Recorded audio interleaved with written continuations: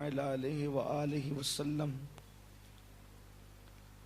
الموت جسر سبحان اللہ یوصل حبیب الی الحبیب سبحان اللہ او کما قال صلی اللہ تعالی علیہ وآلہ وسلم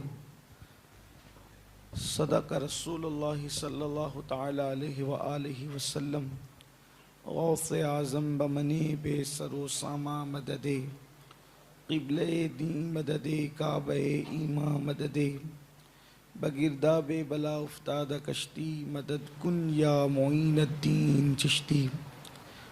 ہم سب کے آقا و مولا خاتم النبیین قائد المرسلین حضور احمد مجتبی محمد الرسول اللہ صلی اللہ تعالی علیہ وآلہ وصحبہ وبارک وسلم کی بارگاہ بے کس پناہ میں جس طریقے سے پڑھاؤں بلند آواز سے پڑھیں۔ الصلاۃ والسلام علیک یا رسول اللہ، الصلاۃ والسلام علیک یا نبی اللہ، الصلاۃ والسلام علیک یا حبیب اللہ، وعلی آلک واصحابک یا نور اللہ، صلی اللہ تعالی علیہ وسلم۔ بندہ ملنے کو قریب حضرت قادر گیا، بندہ ملنے کو قریب حضرت قادر گیا، لمعے باطن میں گمنے جلوے ظاہر گیا، واسطہ پیارے کا ایسا ہو کہ جو سنی مرے، واسطہ پیارے کا ایسا ہو کہ جو سنی مرے، یوں نہ فرمائے تیرے شاہد کہ وہ فاجر گیا، عرش پر دھومے مچے وہ مومن صالح ملا، عرش پر دھومے مچے وہ مومن صالح ملا، فرش سے ماتم اٹھے وہ طیب و طاہر گیا، اور ٹھوکرے کھاتے پھروگے ان کے در پہ پڑ رہو، ٹھوکرے کھاتے پھروگے ان کے در پہ پڑ رہو، قافلہ تو اے رضا اول گیا آخر گیا، قافلہ تو اے رضا اول گیا آخر گیا۔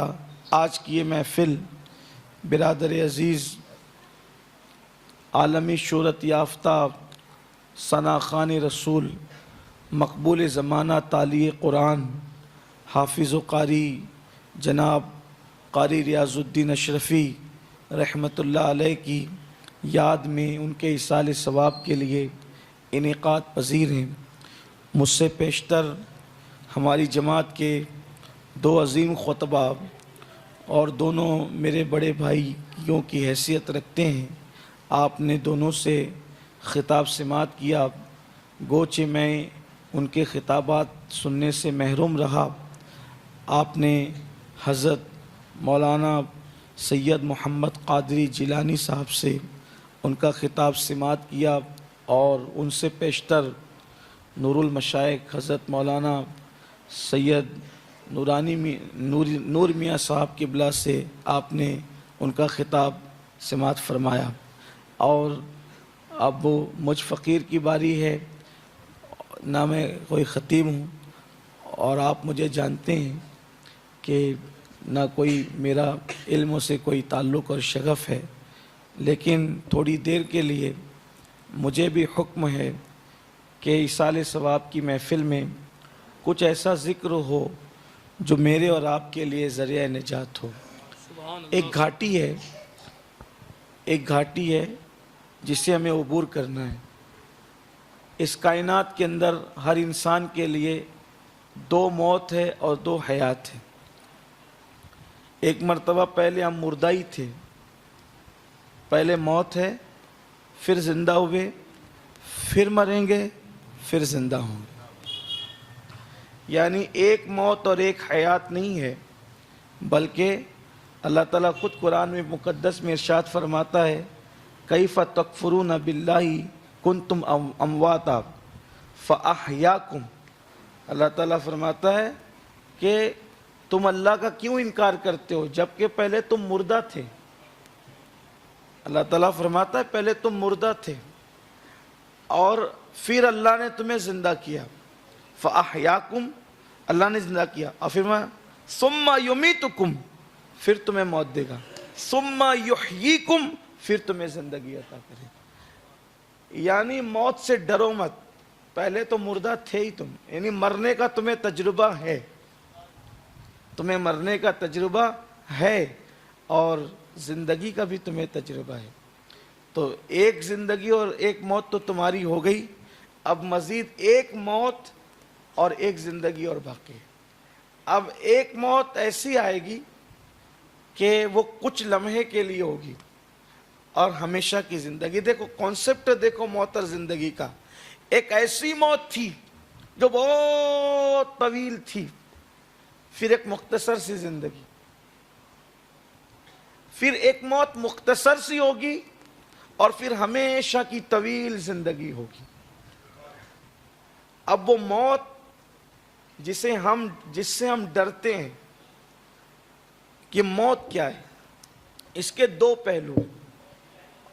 یہ موت کے دو پہلو ہے اور اپنے ذوق کے مطابق بتا دوں کہ ایک پہلو موت کا وہ ہے جو نبی کے وفاداروں کے لیے ہے، اور ایک پہلو موت کا وہ ہے جو نبی کے منکروں کے لیے۔ کائنات میں دو طبقے ہیں، ایک نبی کے وفادار اور ایک نبی کے منکر۔ آپ کہیں گے کہ آپ نے خدا کے وفادار اور خدا کے منکروں کو کیوں نہیں لیا؟ تو میں آپ کو بتانا چاہتا ہوں، کائنات میں مطلقاً اکثریت خدا کے منکروں کی نہیں ہے۔ عیسائی ہو، یہودی ہو، مشرکین ہو، کسی نہ کسی اعتبار سے وہ اللہ کو مانتے ہیں، تصور الہ ان کے یہاں موجود ہے، کسی اعتبار سے غلطی ہے لیکن ہے ان کے یہاں تصور۔ البتہ کائنات میں جو بڑی تعداد ہے وہ منکرین رسالت کی ہے۔ ایک تو منکر رسالت ہے، ایک تو منکر فضائل رسالت ہے۔ تو جو منکر فضائل رسالت ہے وہ بھی منکر رسالت ہی ہے۔ جیسے مثال کے طور پر کوئی بندہ سورج کو تو مانتا ہے کہ سورج ہے، لیکن کہتا ہے کہ سورج میں حرارت نہیں ہے، تو وہ سورج کو نہیں مانتا، اس نے کسی اور چیز کو سورج کا نام دے رکھا ہے۔ ورنہ جو سورج کو مانے گا وہ سورج کی شعاؤں کو بھی مانے گا، جو سورج کو مانے گا وہ سورج کی حرارت کو بھی مانے گا، جو سورج کو مانے گا سورج کے فیوز و برکات کو بھی مانے گا، جو سورج کو مانے گا وہ سورج کی تپش کو بھی مانے گا۔ لیکن جو سورج کے سارے لوازمات کے ساتھ سورج کو مانتا ہے وہی سورج کو مانتا ہے، اور جو سورج کے لوازمات کے ساتھ سورج کو نہیں مانتا وہ کہتا ہے سورج گرم نہیں، سورج میں حرارت نہیں، سورج میں تپش نہیں، سورج میں کرنیں نہیں، تو اس نے اپنے زوم کے اندر کسی اور شے کا نام سورج رکھا ہے۔ اسی طریقے سے جو نبی کو لوازمات نبوت کے ساتھ مانتے ہیں وہی نبی کو مانتے ہیں، اور جو نبی کو لوازمات نبوت کے ساتھ نہیں مانتے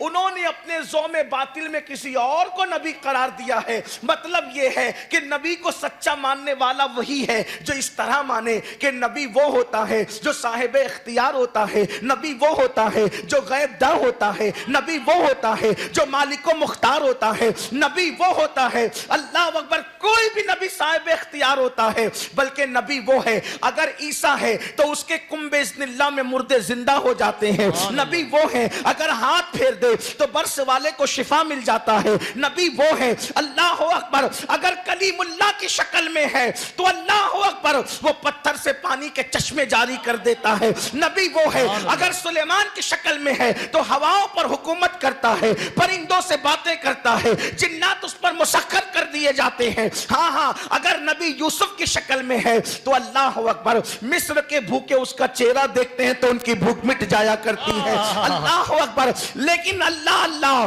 جب نبی کو محمد الرسول اللہ کی حیثیت سے مانا جاتا ہے تو پھر نبی وہ ہے کہ کن فیکن کے سارے اختیارات ان کے قبضے میں دے دیے جاتے ہیں، بلکہ یہ کہوں محمد تو وہ ہے کہ ایک ذات خدا ہے، ایک ذات حقیقت ہے، ایک عین ذات ہے، اور محمد الرسول اللہ ذل ذات ہے۔ اسی لیے میرے امام کہتے ہیں اسی کے جلوے اسی سے ملنے اسی سے اس کی طرف گئے تھے۔ نعرہ تکبیر، جو ان نعرہ رسالت، نعرہ حیدری، عظمت انبیاء کرام، جو ان حیثیت سے نبیوں کو مانتا ہے وہی نبوت کو مانتا ہے، اور جو ان لوازمات کے ساتھ نہ مانے تو گویا کہ وہ نبی کا انکار کرتا ہے، پھر چاہے کسی پہلو میں مانے۔ تو اب یاد رکھیے میرے آقا علیہ السلام کے دیوانوں، تو جسے موت کہتے ہیں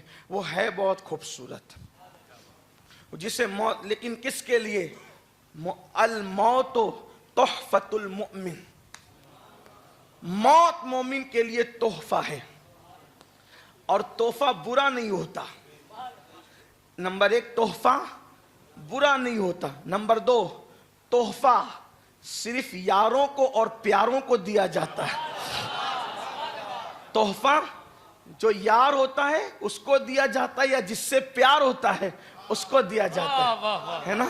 اسی لیے فرمایا تحفہ مومن کے لیے کیا تحفہ ہے؟ اللہ کی طرف سے، اللہ کا تحفہ موت۔ آپ سے پوچھتا ہوں، اگر سید محمد میاں آپ کو تحفہ دیں تو آپ کو برا لگے گا؟ نور میاں دیں برا لگے گا؟ مفتی صاحب دے برا لگے گا؟ مفتی اعظم راجستھان دے برا لگے گا؟ علماء دے بھائی ان کا تحفے سے آپ نہیں ڈرتے، اللہ کے تحفے سے کیوں ڈرتے ہو؟ کیا کہنے، سبحان اللہ سبحان اللہ۔ جہاں موت کا نام سنا بدن پہ کانٹے آتے ہیں، وجہ علم نہیں ہے کہ موت کیا ہے۔ جس دن لوگ موت کو سمجھ لیں گے اس دن وہ موت کے لیے تیار رہیں گے۔ مومن موت مانگتا نہیں اور مومن موت سے بھاگتا نہیں۔ مومن کی شان ہے نہ وہ موت مانگے گا نہ موت سے بھاگے گا۔ کیوں؟ کیونکہ جو مانگا جائے وہ بھیک ہوتی ہے، تحفہ نہیں ہوتا۔ واہ واہ واہ واہ واہ، کیا کہنے، سبحان اللہ جو سبحان مانگا جائے وہ بھیک ہوتی ہے، تحفہ نہیں ہوتا، اور جو بن مانگے یار دے وہی تو تحفہ ہوا کرتا ہے۔ اسی لیے مومن کے لیے موت تحفہ ہے۔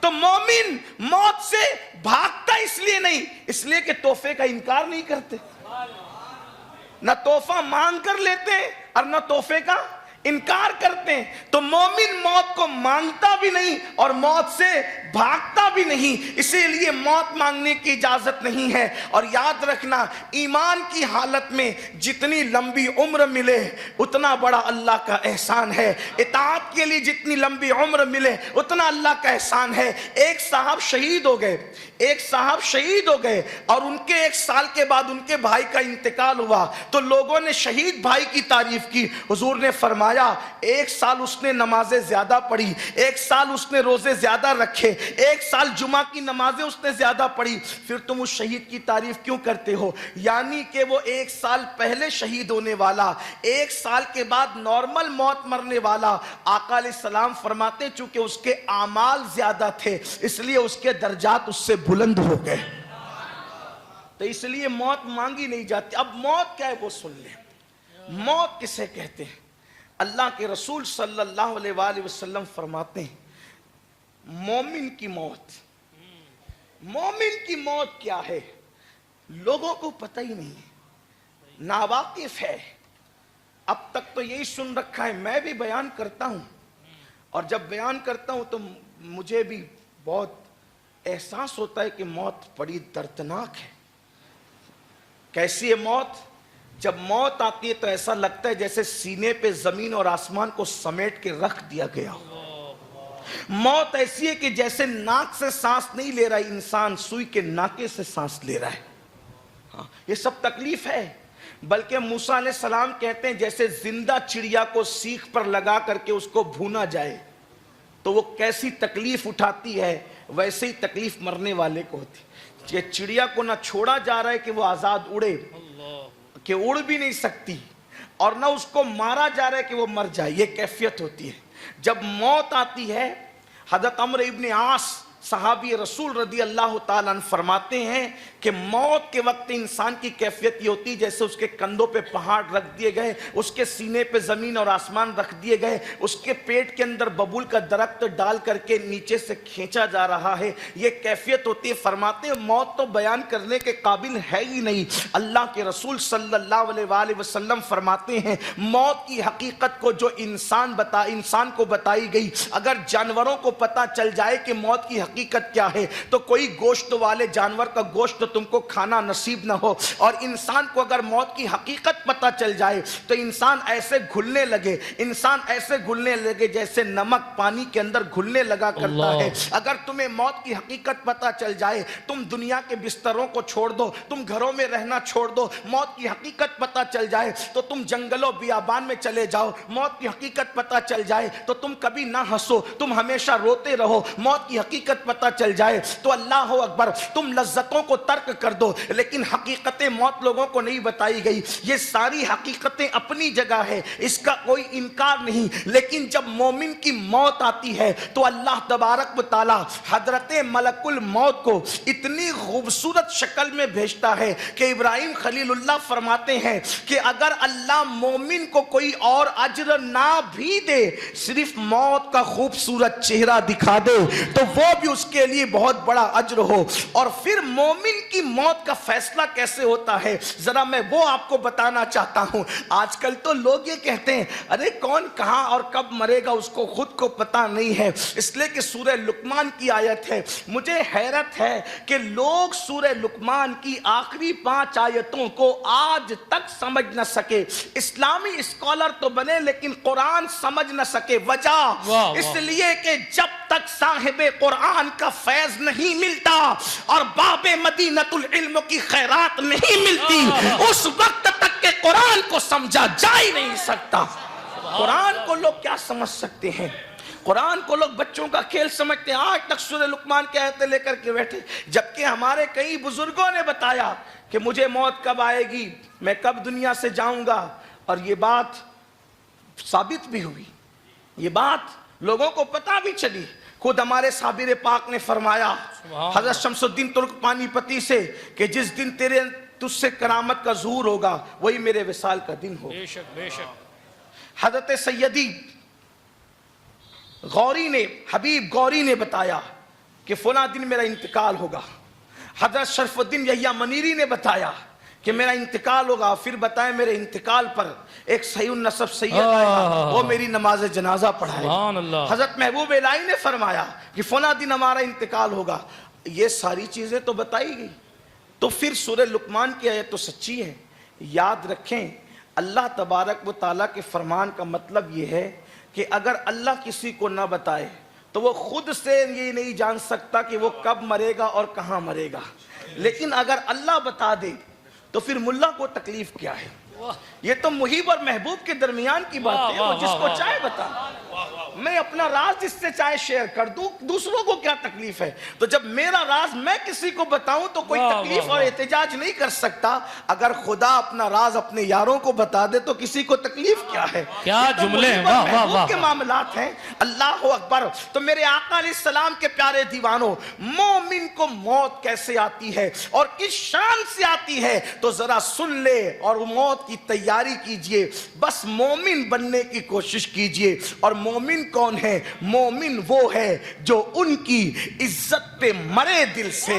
مومن وہ ہے جو ان کی عزت پہ مرے دل سے.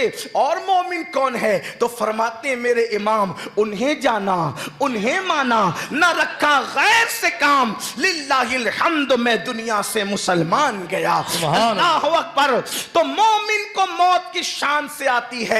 میرا اللہ حدیث قدسی میں ارشاد فرماتا ہے, بخاری شریف کتاب الزہد سے روایت آپ کے سامنے پیش کروں, اس کا مفہوم اپنے الفاظ کے جامع میں. اللہ اکبر. جب میرا اللہ فرماتا ہے کہ جب میں کوئی کام کرتا ہوں, جب میں کوئی کام کرتا ہوں تو کسی کام کے کرنے میں مجھے کوئی تردد نہیں ہوتا. اللہ فرماتا ہے جب میں کوئی کام کرتا ہوں تو کسی کام کے کرنے میں مجھے کوئی تردد نہیں ہوتا. یعنی اللہ کو تردد کیوں نہیں ہوتا؟ کیونکہ وہ اللہ ہے, وہ الصمد ہے, بے نیاز ہے, وہ قادر مطلق ہے, وہ حی و قیوم ہے. اس کو تردد کیوں نہیں ہوتا؟ وہ جو چاہے کرے. وہ کنواری مریم سے عیسیٰ علیہ السلام کام کو پیدا کرے اسے کوئی تردد نہیں، وہ دھوپ کے موسم میں بارش برسائے اسے کوئی تردد نہیں، وہ ماں بیٹے میں جدائی پیدا کر دے اسے کوئی تردد نہیں، 50 سال کے بعد وہ بچھڑے ہوئے بیٹے کو بادشاہ کی شکل میں یعقوب سے ملا دے اسے کوئی تردد نہیں، اس کی شان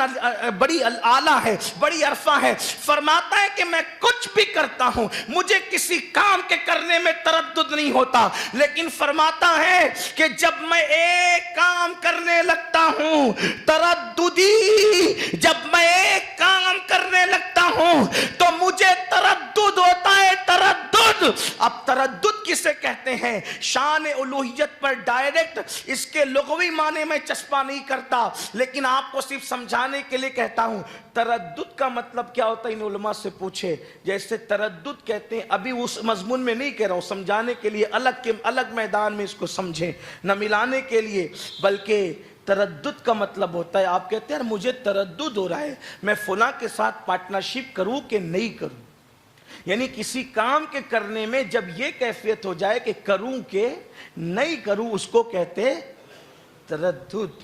حالانکہ شان الوہیت پر ہم ڈائریکٹ نہیں بولتے، لیکن اب حدیث کے الفاظ کہ ترددی، مجھے کسی کام کے کرنے میں تردد نہیں ہوتا، لیکن جب میں ایک کام کرنے لگتا ہوں تو مجھے تردد ہوتا ہے۔ تو مولا سے پوچھے اللہ آخر وہ کون سا کام ایسا ہے کہ جس کے کرنے پر تجھے تردد ہوتا ہے؟ تو وہ فرماتا ہے جب میں کسی میرے مومن بندے کی موت کا فیصلہ کرنے لگتا ہوں تو مجھے تردد اس بات پر ہوتا ہے کہ میں اس کی موت کا فیصلہ کروں اور وہ ناپسند کرے، یعنی ابھی اس کی موت کا فیصلہ اس لیے نہیں ہوتا کہ یہ فیصلہ ادھر سے اور وہ ناپسند کرے، تو اللہ فرماتا ہے مجھے تردد ہوتا ہے۔ یہ تردد ہمارے تردد کی طرح نہیں ہے، اس کی شان کے مطابق تردد ہے، لیکن فرماتا ہے کہ جب میں مومن کی موت کا فیصلہ کرنے لگتا ہوں تو مجھے تردد ہوتا ہے کہ میں موت کا فیصلہ کروں وہ ناپسند کرے۔ تو اللہ تو کرتا کیا ہے؟ تو اللہ فرماتا ہے میں اس کے پاس اپنے فرشتوں کی جماعت کو بھیجتا ہوں اور وہ فرشتے جا کر اس کو آخرت کی نعمتیں بتاتے ہیں، آخرت کی عزت بتاتے ہیں۔ اس مضمون کو قرآن یوں بیان کرتا ہے ان الذین قالوا ربنا اللہ ثم استقاموا تتنزل علیہم الملائکہ الا تخافوا ولا تحزنوا وابشروا بالجنۃ التي کنتم توعدون۔ قرآن کہتا ہے اور جن لوگوں نے کہا ہمارا رب اللہ ہے ثم استقاموا، دیکھو یہ مومن کی شان، ثم استقاموا، ثم استقاموا مومن کی شان، ایمان لانے کے بعد ثم استقاموا۔ ثم استقاموا کا مطلب کیا؟ دنیا کدھر جا رہی ہو وہ اپنے مذہب و مسلک پر اٹل رہے، بالکل ثابت قدم رہے، آندھی چلے، طوفان چلے، ہوائیں بدتمیزی چلے، کیسے بھی ماحول ہو وہ اپنے مذہب و مسلک پر سختی کے ساتھ قائم رہے، گھال میل والا نہ ہو، سب کو ملانے کی بات کرنے والا نہ ہو، وہ دودھ کو دودھ کہے، پانی کو پانی کہے، حق کو حق کہے، باطل کو باطل کہے۔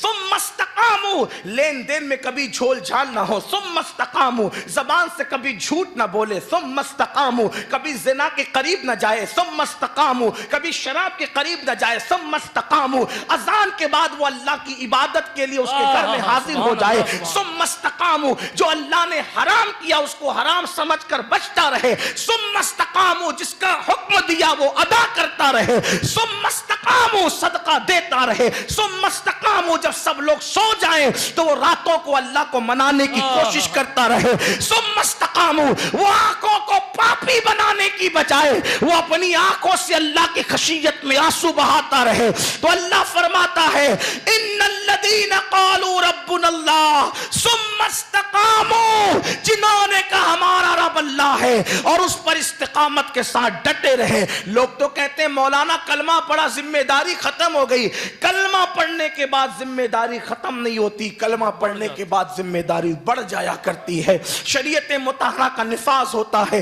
اللہ کے قانون کی زنجیروں میں باندھ دیا جاتا ہے، رب تبارک و تعالیٰ کے احکامات کا پابند بنا دیا جاتا ہے. اب سو بھی اپنی مرضی سے نہیں سکتا, اٹھ بھی اپنی مرضی سے نہیں سکتا. اللہ اکبر. غسل بھی اس کو اپنی مرضی سے نہیں کرنا ہے. جب اس پر قدرت کی طرف سے غسل فرض ہو گیا تو چاہے کتنا ہی سردی کا موسم ہو, غسل کو ٹال نہیں سکتا. اللہ اکبر, اس کو غسل کرنا ہی پڑے گا. میرے آقا صلی اللہ علیہ وآلہ وسلم کے دیوانوں, اور پھر مومن کا غسل تو وہ غسل ہے کہ اوروں کو عبادت پر وہ ثواب نہیں ملتا جو مومن کو صرف نہانے پر ثواب ملا کرتا ہے. میرے آقا فرماتے ہیں جب مومن غسل کرتا ہے تو ہر بال کے بدلے میں اسے 1 سال کی مقبول عبادت کا ثواب عطا کیا جاتا ہے. ہر قطرے کے بدلے میں اسے 1 سال کی مقبول عبادت کا ثواب عطا کیا جاتا ہے. ایسا مومن جھوٹ سے بچا, زنا سے بچا, آوارگی سے بچا, عیاشی سے بچا, استقامت کے ساتھ ڈٹا رہا. بڑی معذرت کے ساتھ ایک جملہ کہنا چاہتا ہوں, جو طبقہ مذہبی نہیں وہ شراب اور زنا کے اڈے پر شیطان کے ہاتھ کا کھلونا بنا ہے, اور جو طبقہ دیندار کہلا رہا ہے, نمازی, حاجی, روزے دار, وہ زنا سے بڑے کام کر رہا ہے شیطان کے ہاتھ اغوا ہو کر. آپ کہیں گے وہ کون سا کام؟ تو اس کو کہتے ہیں غیبت. الغیبت اشد من الزنا. جو دین سے دور ہے ان سے زنا کروا رہا ہے شیطان, اور جو دین کے قریب ہے ان شریفوں سے غیبت کروا رہا ہے, اس سے بڑا کام کروا رہا ہے. آپ دیکھ لو نا کتنوں کی زبان ہے جو غیبت سے محفوظ ہے. امام اعظم ابو حنیفہ کا جشن منانے والوں, میرے امام اعظم کہتے تھے میں اللہ سے امید کرتا ہوں کہ وہ مجھے بخشے گا, اللہ سے امید کرتا ہوں کہ وہ مجھے بخشے گا. کسی نے پوچھا اتنی امید کس بنیاد پہ؟ کہا الحمدللہ میں نے پوری زندگی کبھی کسی کی غیبت نہیں کی. آج ہم نماز پڑھتے ہیں لیکن زبان غیبت سے محفوظ نہیں. اور لوگ کیا کہتے ہیں, اللہ توبہ میں تو صرف بتانے کے لیے کہہ رہا ہوں, میں بتانے کے لیے کہہ رہا ہوں. تو یہ بتانا ہی تو غیبت ہے, یہ بھی غیبت ہے. اس کا کرتا چھوٹا تھا, یہ بھی غیبت ہے. اس کی آنکھ چھوٹی تھی, یہ بھی غیبت ہے. اس کی ناک چھوٹی تھی, اس کو تو ہنسنا بھی نہیں آتا, یہ بھی غیبت ہے. اس کے تو دانت پیلے تھے, یہ بھی غیبت ہے. وہ تو چلتا بھی ٹیڑھا, یہ بھی غیبت ہے. یہ سب غیبت ہے, اور یہ زنا سے بدتر ہے. میں مسلمانوں سے پوچھنا چاہتا ہوں, زنا کرنے والوں کا سوشل بائیکاٹ تو کرتے ہو, آخر غیبت کرنے والوں کا جو زنا سے بڑا کام کرتے ہیں اس کا سوشل بائیکاٹ کب ہوگا؟ اور ہم اپنے آپ کو کتنا تباہ کر رہے ہیں. یہ جس موت کا میں ذکر کر رہا ہوں یہ ان کی موت ہے جن کے بارے میں قرآن کہتا ہے ثم استقاموا. اگر یہ ثم استقاموا کی تفسیر بیان کی جائے عوام کے لیے, ثم استقاموا کیا ہے, خواص کے لیے کیا ہے, اخص الخواص کے لیے کیا ہے, تو شاید بات آپ کے سر کے اوپر سے جائے گی. میرا وہ مزاج بھی نہیں.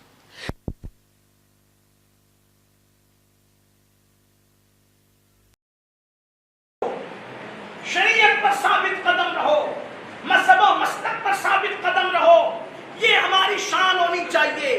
تو جب اس شان کے ساتھ مومن زندگی گزارتا ہے, اس شان کے ساتھ مومن جیتا ہے, تو پھر کیا ہوتا ہے؟ ثم استقاموا کے بعد قرآن کہتا ہے تتنزل علیہم الملائکہ, تتنزل علیہم الملائکہ, اس پر فرشتوں کی جماعت آتی ہے. آپ علماء سے پوچھیں عربی زبان کے اندر گنتی کا یہ طریقہ ہے, جگہ پر ڈائریکٹ جمع ہے, لیکن عربی زبان میں واحد کے بعد تثنیہ, تثنیہ کے بعد جمع قلت, جمع قلت کے بعد جمع کثرت. اللہ اکبر. یہ جو قرآن مقدس نے کہا تتنزل علیہم الملائکہ, تو یہاں پر اللہ نے نہ جب تثنیہ بیان کیا نہ جمع قلت بیان کیا, بلکہ یہاں جمع کثرت بیان کیا گیا. گویا کہ قرآن کہہ رہا ہے جب مومن کی موت کا فیصلہ اللہ کرنے لگتا ہے تو اس کی موت کے فیصلے سے پہلے اللہ اپنے فرشتوں کی پوری جماعت کو جو ہے وہ اس مومن مومن کے پاس بھیجتا ہے اور جماعت ملائکہ اس کے پاس آتی ہے. لوگوں کو خبر نہیں یہ گم سم کیوں ہے. لوگ سمجھتے ہیں بیماری سے گم سم ہے. نہیں, اس کے ارد گرد تو ملائکہ منڈلا رہے ہیں, اس کے آس پاس تو اللہ کی نوری مخلوق ہے, اور وہ فرشتے اس سے آ کے باتیں کرتے. کیا کہتے؟ اللہ تخافوا ولا تحزنوا وابشروا بالجنت التي كنتم توعدون. گھبرانا مت, خوف مت کھانا. ارے اس دنیا میں بیٹھے بیٹھے اس جنت کی بشارت لے لے جس کا تجھ سے وعدہ کیا گیا ہے. نحن اولیاؤکم فی الحیات الدنیا وفی الآخرہ. ہم تیرے دنیا میں بھی دوست ہیں, آخرت میں بھی تیرے دوست ہیں.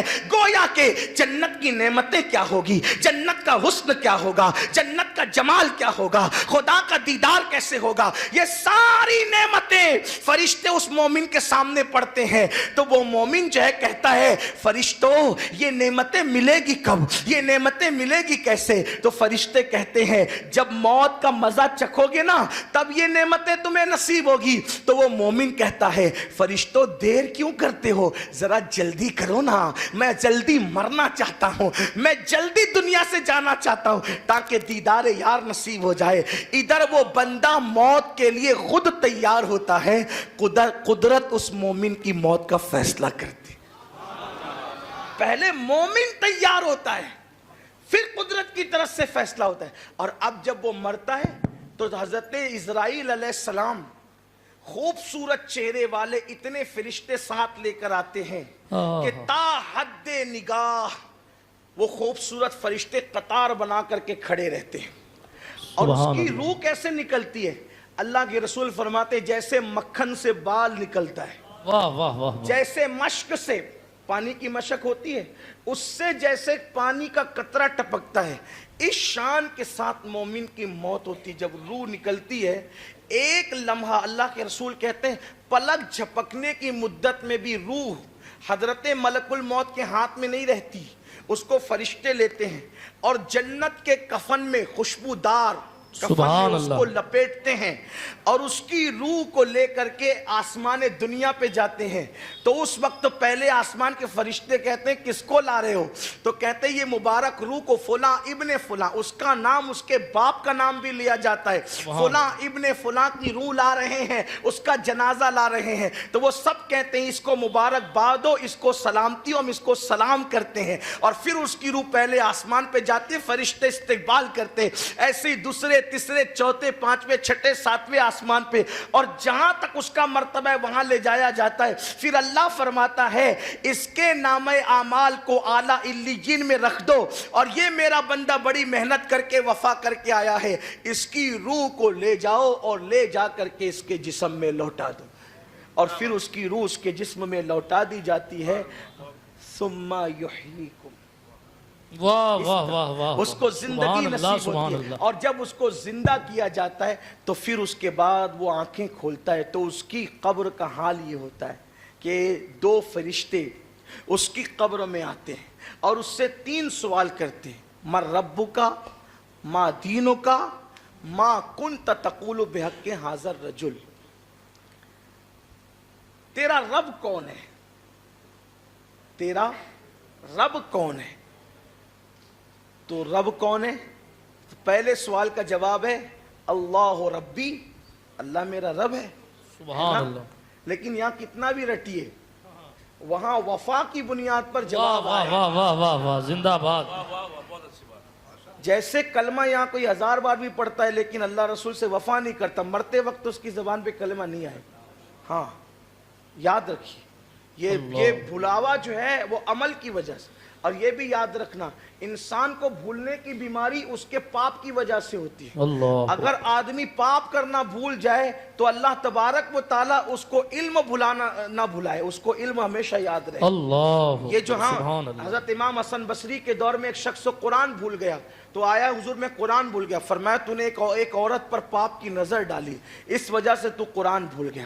میرے آقا علیہ السلام کے دیوانوں, یہ کوئی آسان باتیں نہیں ہے. جو ہم جرائم کرتے ہیں, پاپ کرتے ہیں, اچھی بات نہیں ہے, اس سے لوگ کلمہ بھول جاتے. بلکہ یہاں تک فرمایا گیا کہ دنیا میں جو گناہ کرتے رہے مرتے وقت بھی ان کی زبان پہ पे गुनाह ही आएगा। एक शख्स मर रहा था, मरते मरते लोग उसको कहते थे कलमा पढ़ो कलमा। पहली बात तो ये बोलना भी नहीं चाहिए कि कलमा पढ़ो कलमा पढ़ो, मरने वाले को कलमा पढ़ो नहीं बोलना चाहिए, बल्कि तरीका ये है कि उसके पास बैठकर मध्यम आवाज में पढ़ा जाए, ला इलाहा इल्लल्लाह ला इलाहा, ये इस तरह पढ़ा जाए ताकि उसकी ज़बान उसको बोले नहीं कि तू पढ़ नहीं।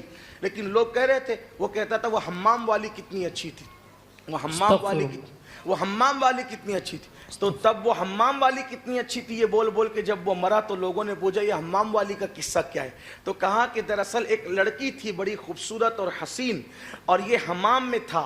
तो वो लड़की जो है वो किसी का पता और एड्रेस पूछते हुए आई, तो उस लड़की ने पूछा कि वो फलां का पता क्या है, तो कहा वो यहीं रहता है। उसको हम्माम में बुलाया और फिर कहा कि मैं तो तेरे हुस्न पर फरेबता हूँ, क्या तू मेरे साथ बदकारी और जिना करेगी। वो लड़की होशियार थी, अपनी आबरू की हिफाजत करना जानती थी। उसने कहा तू जैसा बदी का आदी है उससे ज्यादा बदी मुझे प्यारी है, लेकिन मेरा पेट खाली है, खाली पेट जिना करने में मजा नहीं आएगा, मुझे अच्छा खाना खिला, जब अच्छा खाना खाऊंगी तब पाप करने में मजा आएगा। उसने आओ देखा ना ताओ देखा, और वो खाना लाने के लिए उसको अकेला छोड़ के चला गया, और वो लड़की वहां से अपनी आबरू बचा करके निकल कर चली गई। तो ये हमेशा अपने दोस्तों में कहता था वो हम्माम वाली क्या थी, वो हम्माम वाली क्या थी, वो हम्माम वाली। तो मरते वक्त भी यही ज़बान पर आया। आज दौलत के नशे में अगर कोई औरतों के साथ अफेयर करता है तो जरा वो मौत का तसव्वुर भी कर ले, कहीं ऐसा तो नहीं तुम्हारी बहुएं तुम्हारे सराहने खड़ी होगी, तुम्हारी बेटियां तुम्हारे सराहने खड़ी होगी, और पाप की वजह से किसी औरत का नाम तुम्हारी ज़बान पर होगा। जो लोग आज सूद खाते हैं, हराम खाते हैं, अपने पेट के अंदर हराम भरते हैं, कहीं ऐसा तो नहीं कि ये अंगारे जहन्नम के जो पेट में दौलत के नशे में भर रहा है मरते वक्त तो तुझे कलेमा पढ़ने से रोक दे। इसलिए जराइम से बचो। बुरा खात्मा सिर्फ ये नहीं कि कोई काफिर होके मरे, ये भी बुरे खात्मे की अलामत है कि कोई गाफिल होके मरे। गाफिल होके मरना ये भी बुरे खात्मे की अलामत है। अगरचे कुफ्र से कम दर्जे का बुरा है लेकिन है बुरा। इसलिए अल्लाह से डरो। हर वक्त तसव्वुर के अंदर मुस्तफ़ा जाने रहमत की शरीयत होनी चाहिए, अल्लाह का कानून होना चाहिए। तो अर्ज ये कर रहा था कि अल्लाह अकबर, मोमिन से पूछा जाता है या औरों से सबसे पूछा जाता है तेरा रब कौन है, फिर उसके बाद अगर वो जवाब दे दे तो दूसरा सवाल आता है, इसलिए कि अल्लाह को रब तो किसी न किसी एतबार से सही गलत और भी लोग मानते हैं। एक तबका ऐसा भी है जो इस्लाम को नहीं मानता लेकिन अल्लाह को एक मानता है, ऐसे भी लोग दुनिया के अंदर मौजूद है। दुनिया बहुत वसी है मेरे अजीज। फिर पूछा गया तुमने किस हवाले से अल्लाह को एक माना, यानी अपनी अक्ल से माना, अपने फहम से माना, अपने ज़ौम किस तरह माना। अगर इस्लाम के जरिए माना तब बात काबिल कबूल होगी। तो पूछा जाता है तेरा दीन क्या है, तेरा दीन क्या है। तो फिर वो दीन के बारे में कहता है मेरा दीन तो इस्लाम है। तब इस्लाम में तो कलमा पढ़ने वाले बहुत हैं। अब आखिरी फैसला कुन सवाल किया जाता है, हुजूर की खूबसूरत प्यारी प्यारी सूरत दिखाई जाती है। सुभान अल्लाह। ये मौत का माहसल है, ये मौत का असल मतलूब है मोमिन के लिए। हुजूर का मोमिन को, उस मोमिन की कब्र में हुजूर आते हैं और औरों को हुजूर दिखाए जाते हैं, औरों को हुजूर दिखाए जाते हैं और मोमिन की कब्र में खुद तशरीफ लाते हैं। सुभान अल्लाह। हाय हाय, क्या करम की बातें हैं, क्या करम की बातें हैं। हुजूर ताजुश शरिया का शेर बहुत पसंद आता है। वो कहते हैं आपकी तलअत को देखा जान दी। सुभान अल्लाह। आपकी तलअत को देखा जान दी, कब्र में पहुंचा तो देखा आप हैं। यानी मोमिन की शान ये, मोमिन मरता ही हुजूर को देख करके है। मोमिन हुजूर का जलवा देख करके मरता, हुजूर को देखते देखते मरता है। अब देखो मैंने एक बात कही ना कि मौत के वक्त तकलीफ डाली जाती है, मुसीबत डाली जाती है, तो आप कहेंगे कि ये दो बातें आपकी एक ही तकरीर में दो बात होगी, क्योंकि कुछ लोग तो तकरीर सुनने भी आते कुछ सुनने भी आते हैं। तो मैं थोड़ा सा आपके सामने इसके बारे में वजाहत कर दूं कि आपने सुना कि तकलीफ डाली जाती है, फिर आप कहते हैं मोमिन के लिए मौत तोहफा है और मोमिन को कोई तकलीफ नहीं होती। तो बात क्या है? तो बात यह है समझने की कि उंगलियां कटे तो दर्द होता है कि नहीं होता है? होता है, लेकिन قرآن اٹھا کر دیکھیں, قرآن کہتا ہے نہیں ہوتا. آپ کیا کاٹ کے کہنے دیکھنا, بھائی, سبحان اللہ آپ سبحان اللہ. کاٹ کے دیکھنا درد ہوتا ہے. اگر آپ کتنے ہی بڑے پہلوان ہیں تو درد ہوگا, اور قرآن کہتا نہیں ہوتا. تو سچی بات کس کی ہے؟ دونوں سچ ہے.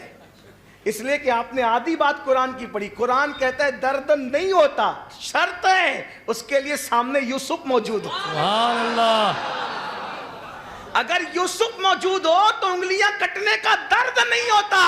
تو میری بات بھی یہی ہے, انگلی کٹنے سے درد ہوتا ہے مگر یوسف ہو تو نہیں ہوتا.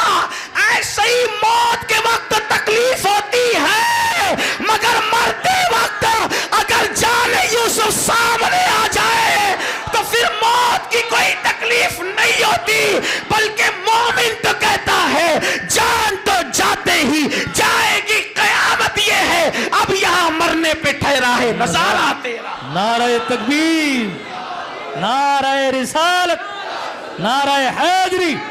علامہ سید امین القادری صاحب قبلہ, عظمت مصطفیٰ. اسی لیے میں اپنے دوستوں کو کہتا ہوں کہ لوگوں کو مدینے جانے کی جتنی خوشی ہوتی ہے اس سے زیادہ مر جانے کی ہونی چاہیے. لیکن لوگ عشق اس درجے کا کرتے نہیں ہے نا, وہ تو باتیں کرتے, صرف نعرے لگاتے ہیں. لوگوں نے کہا مدینے جانے سے زیادہ مر جانے کی خوشی کیوں؟ میں نے کہا مدینے جاؤ تو گنبد نظر آتا ہے, مر جاؤ تو گنبد والے کا جلوہ نظر آتا ہے. سبحان اللہ.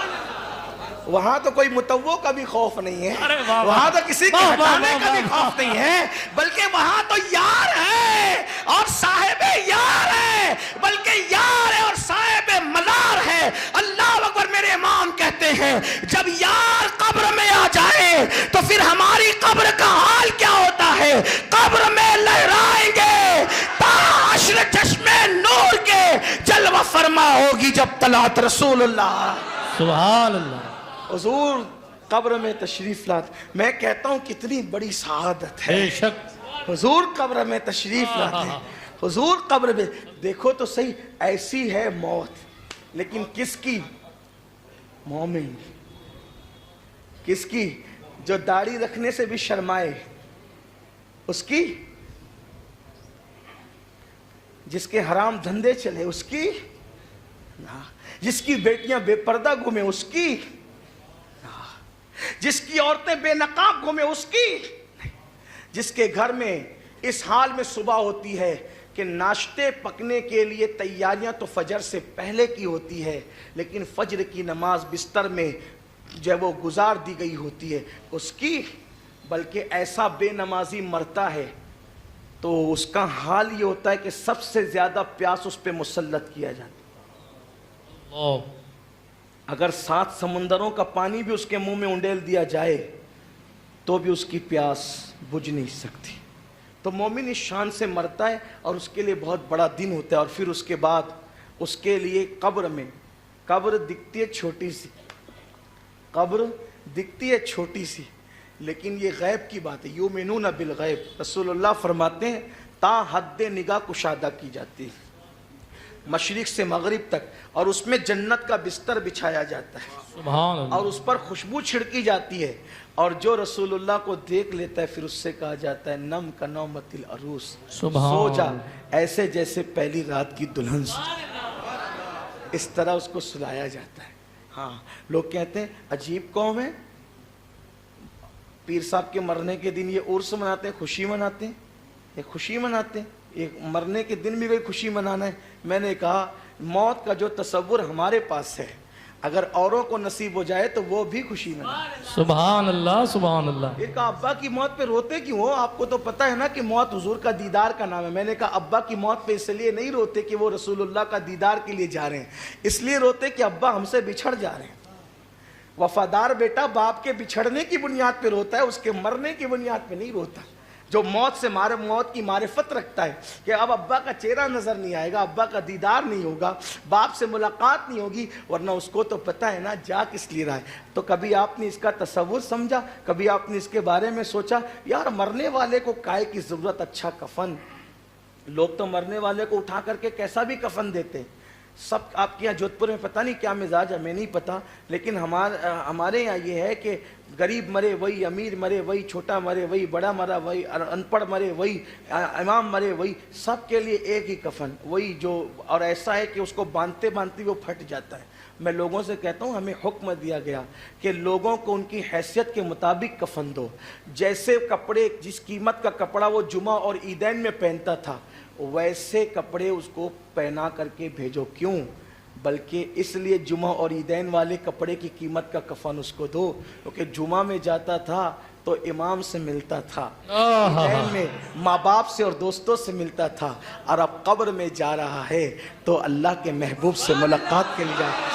اس کو خوشبو لگاؤ، اس کو خوشبو لگاؤ، اس کو سجاؤ، اس کو سنوارو۔ کیوں؟ اس لیے کہ اس نے تو دلہن کی طرح سونا ہے۔ تو میرے آقا علیہ السلام کے دیوانوں، اللہ سے دعا کرو اللہ اچھی موت عطا کرے۔ قاری ریاض الدین ایک عاشق رسول کا نام ہے، میرا دوست تھا، اچھا دوست، بہت اچھا، بلکہ میری تحریک میں میرے ساتھیوں میں میرا ہمراز ساتھی، سکھ دکھ کا ساتھی، کبھی مل جائے تو پوری رات دکھ درد کی کہانیاں ایک دوسرے سے شیئر کی جاتی، ایسا دوست۔ اور جب مجھ سے مل کر کے مجھے محسوس پائے کہ میں مغموم ہوں تو مجھ سے ایسی محبت کہ وہ مجھے ہنسانے کی کوشش کرتا، ایسی باتیں کرے کہ میں ہنسوں، اور قدرت نے ایسا ہنسمکھ مزاج دیا تھا کہ اگر ہنسے تو ایسا لگے کہ جیسے دیواریں گھنگھنا جائیں، دیوار شکن کہوں کی لذتیں آج بھی محسوس ہوتی ہیں۔ وہ ایسا دوست تھا، لیکن عاشق رسول، سادات کا ادب کرنے والا، سادات پہ قربان، اتنی بے تکلفی کی دوستی کے باوجود بھی کبھی حد سیادت کو انہوں نے پھلانگا نہیں، ایسی محبت کرنے والا، پیار کرنے والا۔ اللہ نے انعام کیا دیا، نبی اور آل نبی کی وفا کا صلہ کیا ملا، تحریک کے ساتھ وفا کا صلہ کیا ملا، علماء کے ساتھ وفا کا صلہ کیا ملا، موت بھی دی اللہ نے تو شہادت کی موت، سبحان اللہ۔ اس لیے کہ جو حالت مسافری میں مرے، اللہ کے رسول فرماتے وہ شہادت کی موت مرے، جو حادثے کی موت مرے وہ شہادت، حادثہ بھی ہے مسافرت بھی، مسافر بھی حادثہ بھی، شہادت کی موت۔ اس کے بعد آپ دیکھیں کہ وہاں کے لوگوں سے میری ملاقات ہوئی جہاں ان کی شہادت ہوئی، تو انہوں نے کہا کہ جب ان کا جسد لایا گیا تو ان کی شہادت کی انگلی ایسے ہی تھی جیسے ہم گواہی دیتے تشہد کی، ویسے تھی۔ غسل کے وقت ہم نے سیدھا کیا تو اس کے بعد پھر غسل کرتے ہوئے ویسے ہی ہوگی، اور آخری تک ویسے ہی رہی، اور ہاتھ جو ہے وہ بعد انتقال ایکسیڈنٹ کے باوجود بھی یوں ہی بندھے رہے جیسے کہ حالت نماز میں بندھے رہتے۔ اس طرح کی باتیں لوگوں نے مجھے بتائی، میں تو وہاں تھا نہیں واللہ عالم، لیکن مجھے ماننے میں کوئی جو ہے وہ کوئی میں اس معاملے کے اندر شک اور شبہ نہیں کرتا۔ کیوں؟ اس لیے کہ عاشق کا مقام اس سے بلند ہے، اس سے بڑھ کر ہے، اور ہم جانتے ہیں۔ اور پھر وہ بھی کوئی نعت خواں عاشق رسول، وہ ڈبل نعت خواں تھی۔ بات ختم کروں، ریاض الدین ڈبل نعت خواں تھے۔ وہ کیسے؟ ایک تو عام شعراء کا لکھا ہوا کلام بھی پڑھتے تھے، اور ایک تو محبوب کی شان میں رب کا نازل کیا ہوا قرآن بھی پڑھتے ہیں، یعنی وہ رب کی زبان میں بھی نعت پڑھتے تھے اور مخلوق کی زبان میں بھی نعت پڑھتے تھے۔ رب کی زبان میں نعت کیسے؟ وہ جو کلام الہی ہے، ہمارے سرکار نظمی کہتے ہیں آغاز سے اخیر تک قرآن ہے نعت مصطفیٰ، محبوب کے بیان کا کیسا انوکھا ڈھنگ ہے۔ ایک صاحب کہنے لگے مجھ سے کہ یار کچھ تو شرم کرو، میں نے کہا کون سی شرم؟ تو کہا کہ قرآن میں تو جہنم کا ذکر بھی ہے، تو یہ جہنم بھی نبی کی نعت ہے؟ میں نے کہا بالکل نبی کی نعت ہے۔ تو کہا وہ جہنم نبی کی نعت کیسے؟ میں نے کہا اس طرح ہے کہ قرآن میں یہ بھی کہا گیا کہ جہنم میں ڈالیں گے نبی کے غداروں کو، جو نبی کو نہیں مانتے نا تو جہنم میں انہی کو ڈالیں گے. تو یہ بھی تو نبی کی نعت ہوئی, کیونکہ نعت کا پہلو یہ ہے کہ نبی کی تعریف کی جائے اور جو نبی کے منکرین ہیں ان کو جواب دیا جائے. یہی تو نعت کا پہلو ہے. تو جنت اور جہنم کا تصور بھی یہی ہے. جنت کسے ملنی ہے؟ جو نبی سے پیار کرے گا اس کو ملے گی. جہنم کس کو ملنی ہے؟ جو نبی سے پیار نہیں کرے گا جہنم اس کو ملنی ہے. آپ کہیں گے تو کیا عبادت کا کیا ہوا؟ میں نے کہا عبادت تو میرے عزیز بہانہ ہے, ورنہ ایسے لوگوں کو بھی جنت ملی ہے جنہوں نے کوئی عبادت نہیں کی ہے. تو کہا کہ وہ کون ہے؟ میں نے کہا حدیث صحیح بتاؤں جس کو آپ بھی صحیح مانتے ہو, ہم بھی مانتے ہو. تو کہا کون سی؟ تو میں نے کہا کیا حضور نے یہ نہیں کہا کہ ایک پتھروں کا پہاڑ ہے جو جنت میں جائے گا؟ ہاں بالکل کہا کون سا پہاڑ ہے؟ وہ احد ہے. تو کہا احد کیوں جائے گا؟ تو حضور نے یہ بھی کہا کہ یہ مجھ سے محبت کرتا ہے, سبحان اللہ. محبت کرتا. تو حضور کی محبت لے جائے گی جنت کے اندر. اور پھر نعت خواں ایک بات آخری کہہ دوں, نعت خواں کی شان کیا ہوتی ہے؟ یاد رکھیے حضور کے سارے امتی حضور کو چہیتے ہیں, لیکن جو حضور کی نعت پڑھتے ہیں وہ بہت چہیتے ہیں. جو حضور کی نعت پڑھتے ہیں بہت چہیتے ہیں. اس پر ایک واقعہ عرض کر دوں تاکہ آپ بھی نعت پڑھیں. بچہ نعت جب بھی فری وقت کیا بلکہ گنگناتے رہا کرو. لوگ کہتے ہیں میری آواز ایسی نہیں. میں نے کہا وہاں آواز نہیں دیکھی جاتی, وہاں تو دلوں کی کیفیتیں دیکھی جاتی. سبحان اللہ. نعت پڑھنے کے لیے آواز کی ضرورت نہیں, نعت پڑھنے کے لیے عشق کی ضرورت ہے. ہاں تو نعت پڑھنے والوں کا کیا ایک بہت بڑا نام ہے نعت خانوں کی کائنات میں, نعت خانوں کی دنیا میں. حضرت امام شرف الدین بوصیری رحمۃ اللہ تعالیٰ علیہ کا. یہ امام شرف الدین بوصیری کون ہے؟ پہلے یہ بادشاہ کے یہاں نوکری کرتے تھے. نوکری وہ جو آپ قصیدہ سنتے نا, رب صلی وسلم دائما ابدا علی حبیبک خیر الخلق کلہم, مولا صلی وسلم دائما ابدا علی حبیبک خیر الخلق کلہم, هو الحبیب الذی ترجى شفاعته لكل حول من الاحوال مقتحمی, یا اکرم الخلق مالی من الوذ به سواک عند حلول الحادث الامامی, ثم الرضا عن ابی بکر وعن عمر وعن علی وعن عثمان ذی الکرم. اس طریقے سے ان کا یا رب بالمصطفیٰ بلغ مقاصدنا واغفر لنا ما مضى یا واسع الکرم, یا رب جمن طلبنا منک مغفرتا وحسن خاتمتی یا مبدیا. واہ واہ واہ واہ, سبحان اللہ سبحان اللہ. میں اپنے آقا کی بارگاہ میں انہوں نے قصیدہ بردہ لکھا ہے. بردہ کا مطلب ہوتا ہے چادر کے. بے شک بردہ کا مطلب ہوتا ہے چادر کے. جو اور اس کا قصیدہ بردہ یعنی چادر والا قصیدہ نام کیسے پڑا؟ اس کی وجہ یہ ہوئی کہ آپ بادشاہوں کے یہاں جاتے تھے اور بادشاہوں کی شان میں غزلیں لکھا کرتے تھے, نظمیں لکھا کرتے تھے. ایک مرتبہ بادشاہ کے یہاں سے نکل رہے تھے, بادشاہ لوگ بڑے بڑے وظیفے دیتے تھے اور اپنی شان میں قصیدے لکھنے پہ, نظمیں لکھنے پہ, غزلیں لکھنے. تو ایک بار بادشاہ کے دربار سے نکلے تو شہر کے ایک مجذوب سے آنکھیں چار ہو گئی.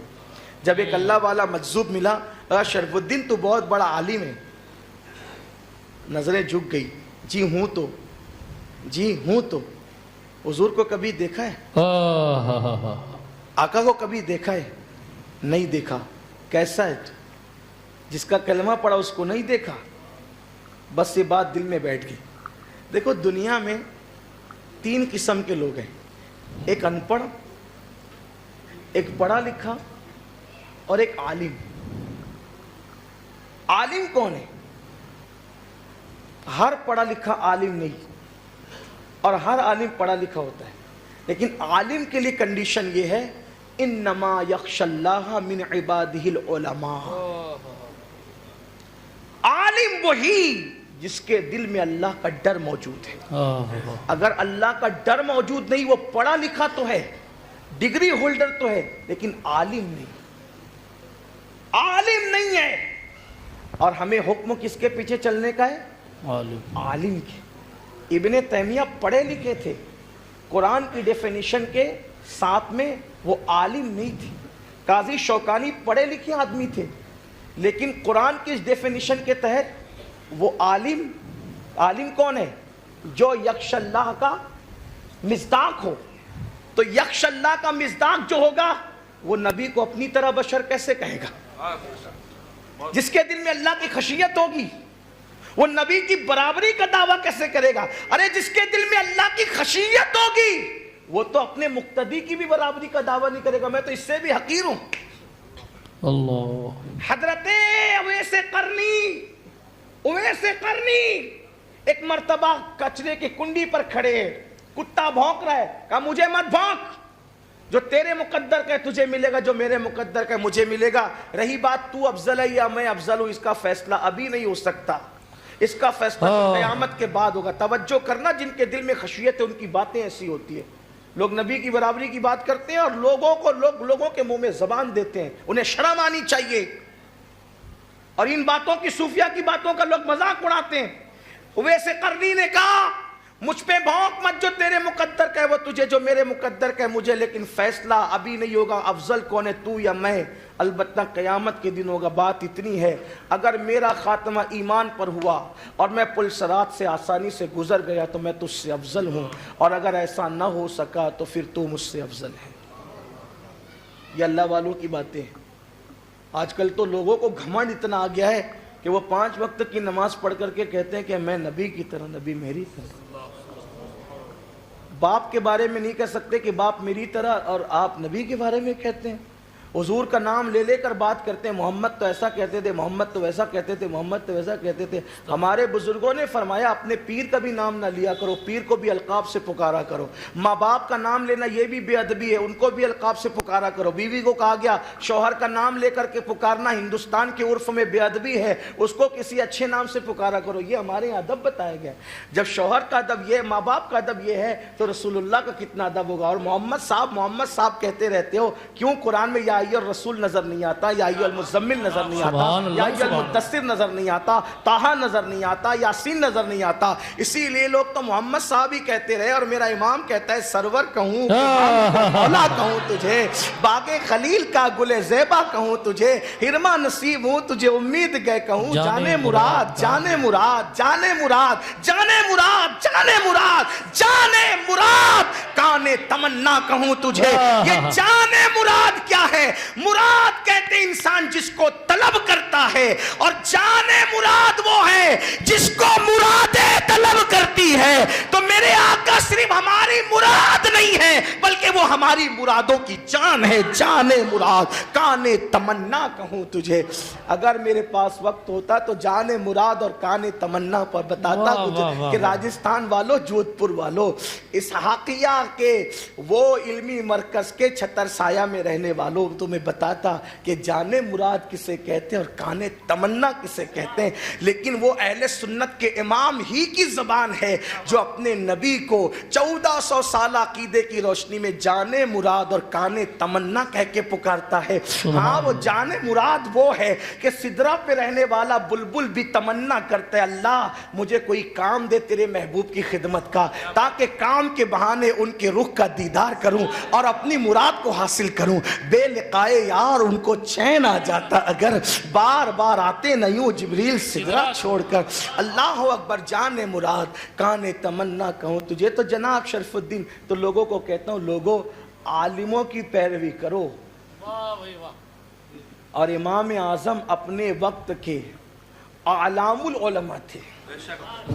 ہاں، اتنے بڑے تھے وہ امام اعظم کہ ان کے استاد بھی ان سے مسئلے پوچھتے تھے۔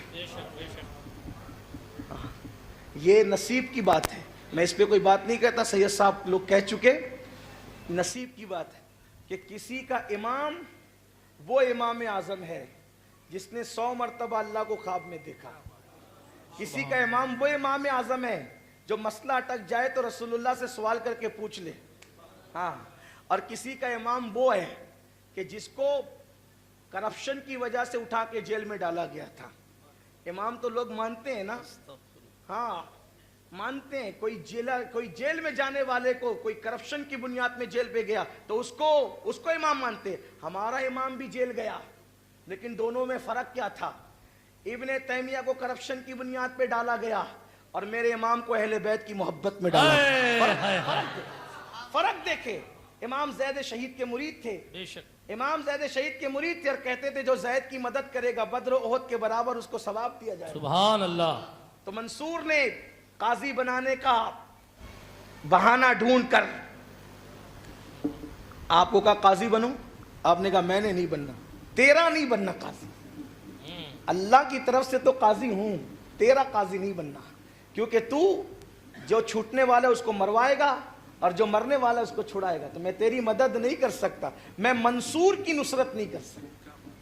میں منصور کو منصور ہوتا نہیں دیکھ سکتا، میں نے تو منصور کو مجبور کرنا ہے۔ سبحان اللہ۔ اگر میں نے قبول نہیں کرنا تو بھائی وہاں تو قطار میں لوگ کھڑے تھے قاضی بننے کے لیے، کیونکہ قاضی بننے کا تو شوق ہی لوگوں کو ہے نا، ہوتا ہے لوگوں کو، وہ اس دور میں بھی شوق تھا۔ تو میں قاضی، تو امام اعظم نہیں بنے تو لوگوں کو تو خوش ہونا چاہیے تھا، لیکن اس نے کہا ان کا کہ تم نہیں بنو گے میں جیل میں ڈال دوں گا۔ تو دکھتی کہاں تھی، بتاتے کہاں تھے؟ تو وہ قاضی کا یہ صرف ڈھونگ تھا، اصل بات یہ تھی کہ اگر یہ کھلے رہے تو اہل بیت کی عظمت کے ڈنکے ایسے ہی بجاتے رہیں گے۔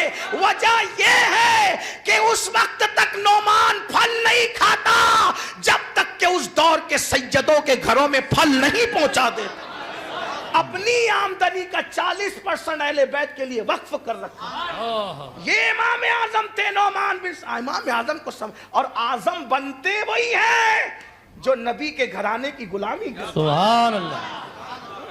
ہر بلند کے سر پہ دیکھو کسی نہ کسی آل نبی کی جوتیاں ہو سکتی۔ آپ دیکھ لیں 14ویں صدی کے مجدد کو نہیں دیکھتے ہیں تو وہاں بھی سر پر کسی آل نبی کا سایہ نظر آتا ہے۔ اسی طریقے سے دیکھ لیں آپ ایک لمبی سی قطار ہے، میں کیا عرض کروں اس پر، تو لیکن آپ سے اتنا ہی کہتا ہوں امام اعظم کو اہل بیت کی محبت میں جیل میں ڈالا گیا، لیکن آپ کو کوڑے مارے جاتے تھے، کہتے تھے مجھے مارو بہت مارو لیکن میری ماں کے سامنے مت مارنا، میری ماں بوڑھی ہے صدمہ برداشت نہیں کر سکے گی۔ آخر کار ان کو جیل کے اندر ہی زہر دے دیا گیا، امام اعظم شہید ہو گئے۔ وہ بات پوری کر لو، اچھا وقت ہو گیا لیکن میں وہ بات پوری کر، اصل میں میری عادت ہے میں تھوڑا رکتے رکتے چلتا ہوں، میں مقرروں کے اصول کے تحت نہیں چل پاتا اس لیے کہ کوئی میں مقرر نہیں ہوں۔ تو عرض کر رہا تھا بات دور نکلی، حضرت شرف الدین بوسیری کو کہا کہ اللہ کے رسول کو دیکھا ہے؟ احساس ہوا میں نے ابھی تک نہیں دیکھا۔ حضور مفتی اعظم کہتے تمہیں نہ دیکھا تو کس کام کی ہے یہ آنکھیں کہ دیکھنے کی یہ ساری بہار آنکھوں میں۔ مرنے سے پہلے حضور کو تو دیکھنا ہی ہے مگر، لیکن حضور اپنا آپ دکھاتے کس کو ہے؟ ہاں اتنے پابند بنو آنکھوں کے حوالے سے حضور مفتی اعظم کے پیر و مرشد کہتے ہیں ہو سکے تو عورت کا عکس پانی میں دیکھنے سے بھی بچا کرو۔ عورت کا عکس، اجنبی عورتوں کا عکس پانی میں دیکھنے، جو آنکھوں پہ کنٹرول کر لے اسے حضور کا دیدار ضرور نصیب ہوتا ہے۔ وہ بڑے کریم ہے، وہ آنکھوں کو پاک کرے، کوئی آنکھوں کو پاک کرے پھر ان کا کرم دیکھو۔ تو بہرحال شرف الدین بوسیری کی آنکھیں تو پاک تھی لیکن بادشاہ کے یہاں قلم وقف تھا، نکلے گئے، فیصلہ کیا آج کے بعد میں نے بادشاہ کا کوئی قصیدہ نہیں لکھا، کیونکہ مجذوب نے کہا تھا بادشاہوں کی تعریف کرتے پھرتا ہے تو تجھے حضور کب دکھیں گے، سرکار کا دیدار کب نصیب ہوگا جب ان کے لیے سب کچھ وقف کر رکھا ہے۔ تو استعفیٰ لکھ کے دے دی، بادشاہ نے اپنا غلام بھیجا، شرف الدین سے کہو کہ کوئی کمی ہوگی تو ہم پوری کریں گے، کوئی نذرانے میں کمی ہوگی تو پوری کریں گے، جو چاہو دیں گے لیکن دربار نہ چھوڑو۔ کہا نہیں اب ہم نے کچھ نہیں کرنا، اور حضور کی نعتیں لکھنے شروع کی۔ لیکن یاد رکھنا آقا فرماتے ہیں جو ہم سے پیار کرتا ہے یہ بھی یاد رکھنا پیار آسان نہیں ہے۔ خسرو کہتے ہیں بہت کٹھن ہے ڈگر پن گھٹ کی، آسان نہیں ہے۔ 11ویں کی بریانی کھا کے حضور سے پیار کیا، پتہ ہی نہیں ہے کہ عشق کیا ہے۔ ہاں جلوس میں غلامی رسول میں موت بھی قبول ہے کا نعرہ لگایا، پتہ ہی نہیں کہ عشق رسول کیا ہے۔ یہ تو سب اپنی زوم میں کھیل رہے ہو، عشق کرو تو سمجھ میں۔ آقا فرماتے ہیں جو ہم سے عشق کرتا ہے اس پر مصیبتیں آتی ہیں، جو ہم سے عشق کرتا ہے اس پر مشکلیں آتی ہے، جو ہم سے پیار کرتا ہے وہ ستایا جاتا ہے، وہ آزمائش میں گرفتار ہوتا ہے۔ بلکہ فرمایا پانی جیسے بلندی سے ڈھلان کی طرف تیزی سے جاتا ہے ویسے ہمارے عاشقوں کی طرف مصیبتیں تیزی سے آتی ہیں۔ یہ ہے عاشقوں کا حال۔ ہاں بس یہی تھا، ادھر نعتیں لکھنی شروع کی، ادھر مصیبتیں آئی، پیسے ختم، راشن ختم، یہ وہ سب، شاہانہ زندگی ختم، اور اس پہ طرفہ یہ کہ فالج کا حملہ ہو گیا، ہاتھ بھی گیا کام کرنا، پیر بھی گیا کام کرنا، نکلنے سے رہے، بس بھوکے رہے، فاقے کرنے لگے۔ دل میں خیال آیا شرف الدین واہ جب تک بادشاہ کے یہاں تھے کوئی کمی نہ تھی، اور ساری کائنات کے بادشاہ کے در پکڑ لیا تو فاقہ کشی۔ یاد رکھیے جب تک دل نہ ٹوٹے یار کیسے دکھے، وہ تو ٹوٹے ہوئے دلوں کو نظر آ، نرم گدے والوں کو کب، قہقہے والوں کو کب، وہ تو ٹوٹے ہوئے دلوں والوں کو، دل والوں کو نظر آتے ہیں. فاقہ کشی تھی، یہ تھا وہ تھا، بہت روئے بہت روئے بہت روئے. قلم اٹھایا، کہا بادشاہ کے بارے میں تو کچھ لکھنا ہی نہیں، لکھنا تو اسی کے بارے میں ہے جو رب کا یار ہے، رب کا محبوب ہے. اور پھر وہ قصیدہ لکھا، رب صلی وسلم دائما ابدا علی حبیبک خیر الخلق کل. پورا قصیدہ لکھا، تقریباً کم و بیش 150 اشعار اس کے کم و بیش ہیں. وہ لکھے اور لکھنے کے بعد تکیے کے نیچے رکھے، آنکھ لگی، آنسو بہ رہے تھے، اسی حالت میں آنکھ لگی تو سرکار کا دیدار، سبحان اللہ، آقا کا جلوہ نظر آ گیا، حضور کا دیدار نصیب ہو گیا. اور آقا نے فرمایا شرف الدین وہ جو قصیدہ تم نے آج لکھا وہ ذرا مجھے پڑھ کے سناؤ. شرف الدین نے قصیدہ پڑھنا شروع کیا. امام شرف الدین کہتے ہیں میں جب قصیدہ پڑھ رہا تھا، مولا صلی وسلم دائما ابدا علی حبیبک خیر الخلق کلہم، تو میرے حضور وہ قصیدہ سن کر کے ایسے جھوم رہے تھے جیسے پھلدار ٹہنی ہواؤں کے جھونکوں سے جھولا کر. سبحان اللہ. حضور کو اپنی نعت کتنی پسند ہے. اور پھر جب میں قصیدہ مکمل کر چکا تو مسکرا کر کے میرے آقا علیہ السلام نے یہ کیا کہ اپنی کندھے کی چادر اتاری اور میرے کندھوں پہ ڈال دی اور میرے بدن پہ ہاتھ پھیرا تو وہ میرا فالج زدہ بدن بھی اچھا ہو گیا اور چادر میرے کندھے پہ آئی. آنکھ کھلی تو پورا گھر معطر تھا. میں نے سوچا وہ چادر کہاں ہے، تو وہ چادر بھی میرے کندھوں پر موجود. میرا جسم تندرست ہو چکا تھا. پھر میں نے غسل کیا، غسل کر کے میں وہی چادر رکھ کر کے باہر نکلا. باہر نکل کے جا رہا تھا، وہی مجذوب ملا. مجذوب مل کے کہتا ہے شرف الدین ذرا وہ مجھے سنانا. شرف الدین وہ سنانا جو تو نے رات قصیدہ لکھا، مولا صلی وسلم دائما، اور جو رسول اللہ کو سنایا وہ مجھے سنانا. ان کی آنکھیں چونک گئی. میں نے سنایا، خواب میرا ہے، لکھا میں نے، مجھے کسی کو نہیں پتا. شرف الدین پریشان نہ ہو، جس محفل میں حضور کو سنا رہا تھا اس محفل میں میں خود بھی موجود. سبحان اللہ.